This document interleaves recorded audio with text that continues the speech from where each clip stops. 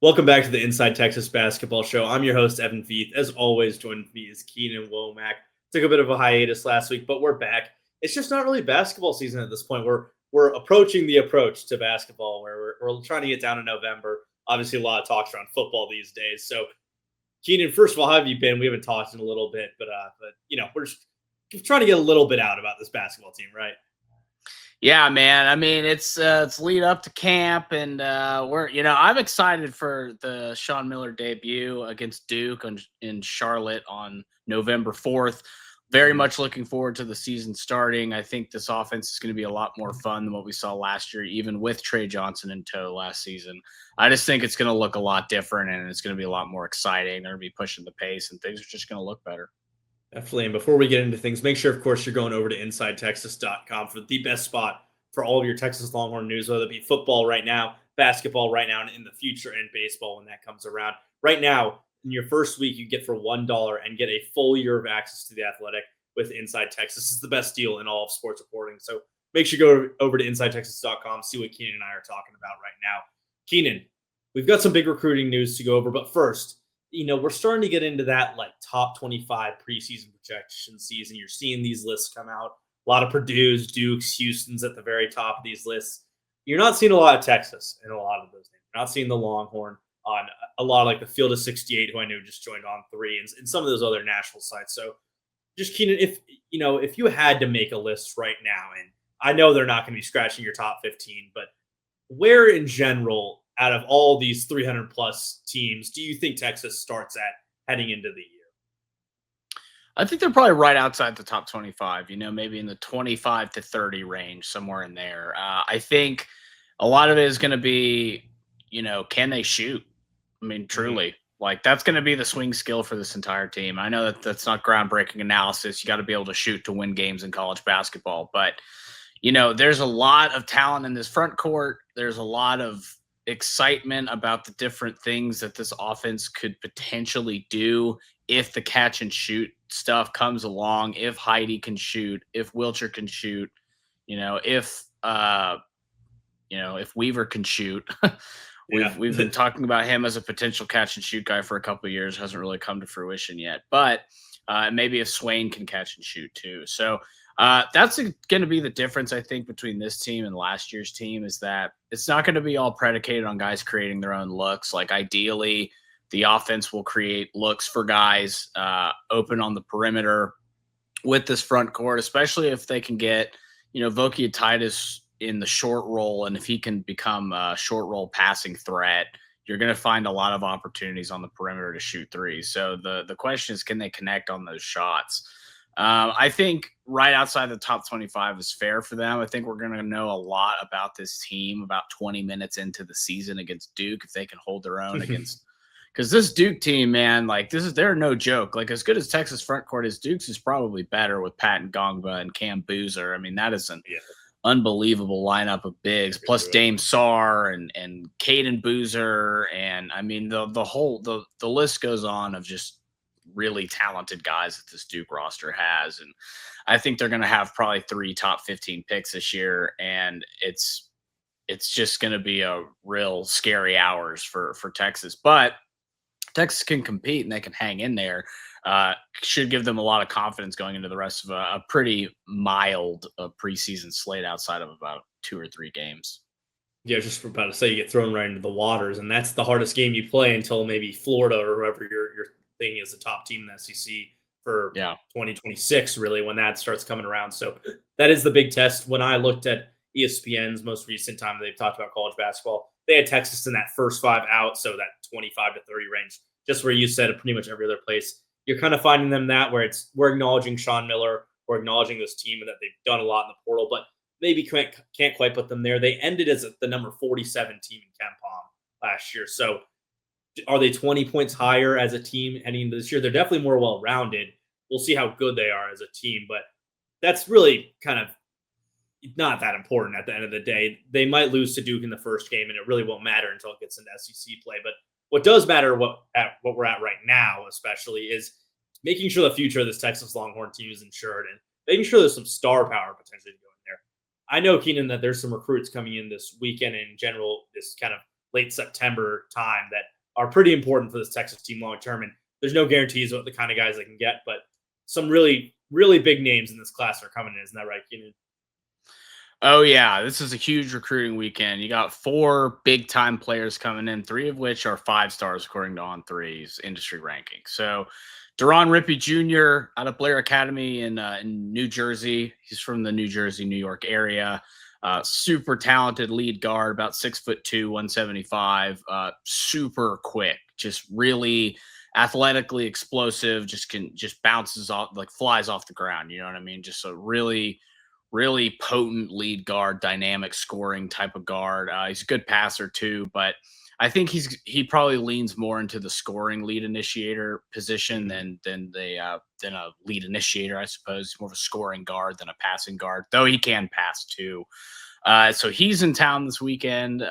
You also have Josiah Jervis, who played for Archbishop Stepinac, which is where Boogie Fland played his high school basketball. And Josiah Jervis is a 6'4", 6'5", kind of shooting guard type, kind of wiry, really good scorer. Obviously, that's kind of his thing. Yeah, he's like 6'4". He's a little bit more built, I guess. He's not quite as wiry as I thought. I guess he's like 190-ish. Really talented guy. So he's visiting this weekend as well. And then you also have Anthony Thompson, who is a 5-star according to On3. Big wing from Ohio. He's in the mix with Michigan, Indiana, Ohio State. I believe he just completed a visit to Indiana. Then you have Caleb Gaskins, who's not going to be there the 19th. He's coming on the 20th. And he's another big forward prospect, another guy that's 4 or 5 stars. I think industry ranking, he's a 5-star.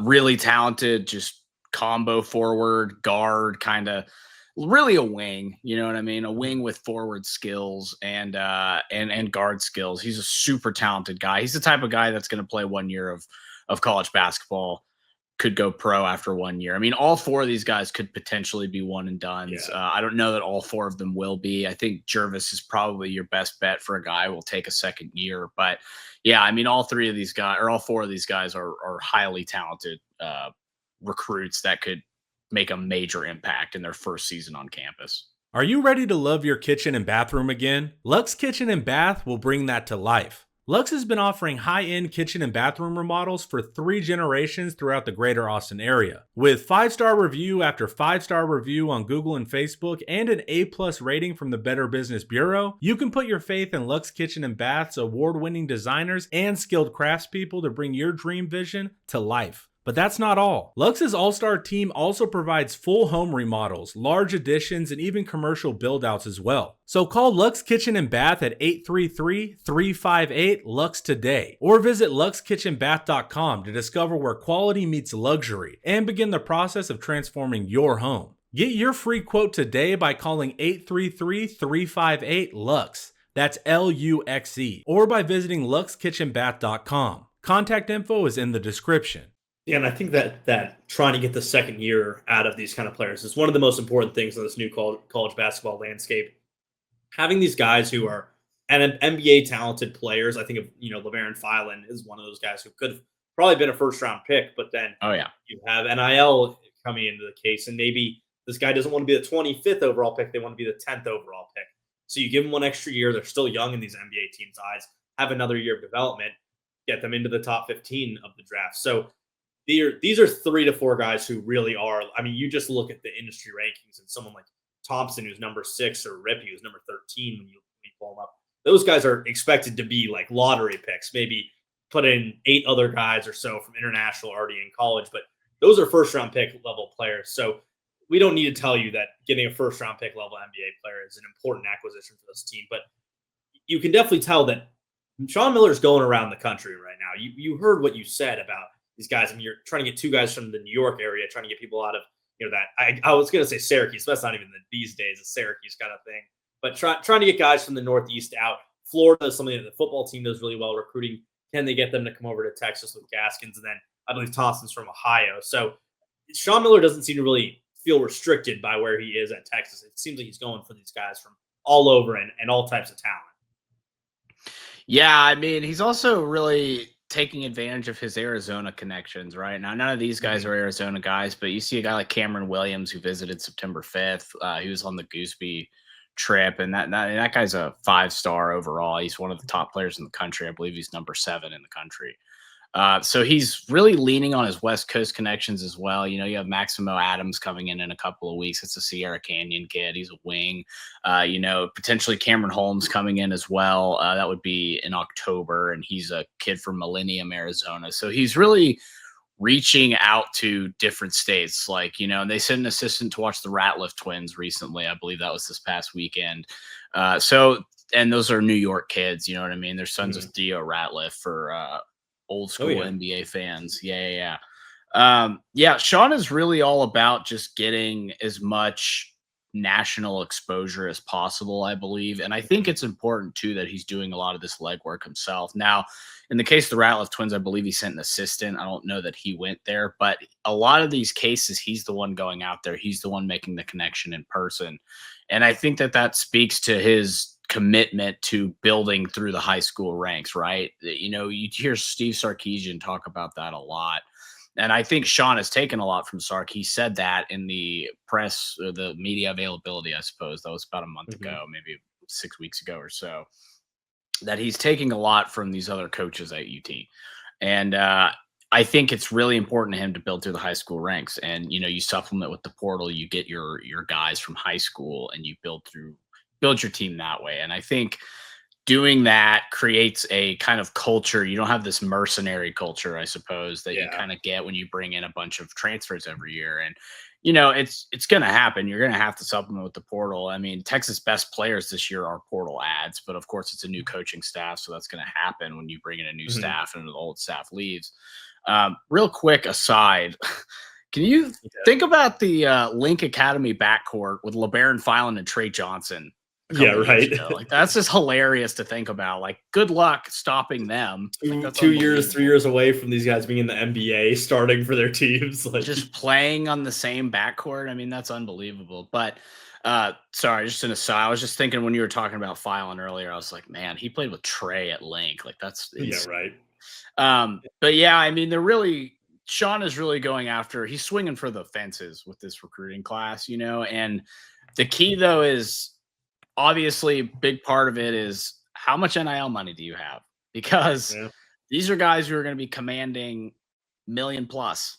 A lot of these guys, you know, these 5 stars, maybe more than that. I mean, look at some of the schools that have set the market for some of these guys. I mean, you look at Kentucky's roster this year, it's 15 million, 20 million. Yeah. Those are the rumors. I haven't confirmed that personally, but they're throwing money. Or, you know, I have Quaintance, they got Jalan Lowe, like they bring back a Tega Owe. Like, these are really, really big money teams. And if Texas wants to compete in this market, they're going to have to throw some money the basketball way, because you're not going to bring in guys like Duron Rippey or Anthony Thompson if you're not throwing money around. Yeah. And one last point before we head out here is you talked about that homegrown talent, the initiative to kind of get that more going with the basketball team, the way that Steve Sarkisian does with the football team. And you go down the list of, since 2022, the basketball commits that were top 100 guys. You got Dylan Mitchell, did not work out in Austin. Arterio Morris, we don't talk about Arterio Morris. Rowan Brumbaugh transferred after a year. Chris Johnson transferred after a year, who was a top 60 guy. Kind of forgot about him. Trey Johnson's success story, but one and done. Nick Cody still around. So Texas, Jamie Vincent went over to Texas A&M. He was in the top 100 guy, but Texas hasn't been developing these guys within the program very much recently. Now, you're hoping that Cody and John Clark from this year's class, of course, everyone who's been brought in, whether it's, you know, overseas or even some transfers that get multi-years with Miller, can develop for multiple years in this program, but they haven't been doing it. And Chris Beard wasn't big on that as much, and Rodney Terry didn't really do it at all. So that's got to be part of the identity for Texas, because you're not going to build a team that can start making runs towards Elite Eights and eventually Final Fours without having guys who are staying in the program for 2-3 years who are building up that connection. Yeah, look at Florida last year, man. Look at Houston last year. I mean, Duke is the exception because they just had so much freshman talent. But I mean, Florida had that whole backcourt was upperclassmen, and they all got drafted. You know what I mean? Walter Clayton Jr., I think, was a senior. He got drafted 21st. Elijah Martin, I believe, was a junior or senior. Will Richard junior or senior. I think all those guys were seniors. So you have to build that culture of keeping guys in the program, or you're just not, you're right. You're just not going to compete if you have a bunch of freshmen and transfers running around. You have to build your program over a couple year cycle. You can't just recycle every single year. You have to keep guys around. And I think that that's important that they brought back guys like Weaver. They brought back guys like Mark. You know what I mean? Just have some kind of continuity in between seasons, because if you don't, it's really hard to compete. Yeah, who's going to be the next Brock Cunningham staying around for 6 years here in Austin? We'll have to see. Out, Brock. Before we head out, of course, make sure you're going over to InsideTexas.com for the best content, whether it be football right now or basketball as we get closer into the season, leading up to that Duke matchup in early November. Right now, in your first week, you can join for $1 and get a full year of access to The Athletic. It's a fantastic deal that everyone should be, if you haven't already, watching this video, gone and done it, you should do it by now. Thank you so much, Keenan, as always, for coming on, doing this, as always, every week. And we'll hopefully get some more basketball news out for you guys once these camps start going. But for now, follow the recruiting. Make sure you're looking out for what's being said, because Sean Miller's going after these guys. So thank you all so much for watching. I've been Evan Beath. We'll see you next time.